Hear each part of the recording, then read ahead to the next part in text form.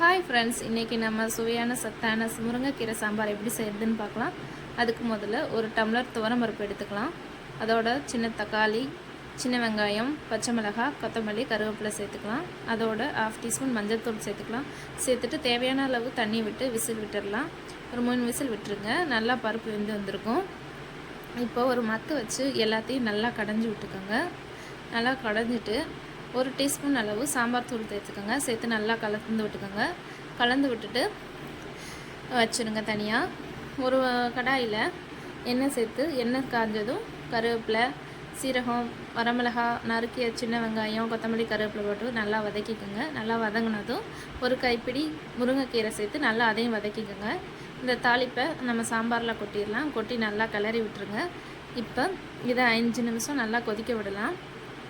தேவையான அளவு உப்பு சேர்த்துக்கோங்க. நல்லா கொதிச்சு வந்ததும் சுவையான முருங்கைக்கீரை சாம்பார் ரெடி ஆயிரும். இப்போ ரெடி ஆயிடுச்சு. லாஸ்ட்டில் கொத்தமல்லி இலை தூவிடுங்க. இப்போ ரொம்பவே சத்தான நம்ம முருங்கைக்கீரை சாம்பார் ரெடி எப்படி செய்யுதுன்னு பார்த்துக்கிட்டோம். இதேமாதிரி செஞ்சு நீங்கள் சாப்பிடுங்க. தேங்க்ஸ் ஃபார் வாட்சிங்.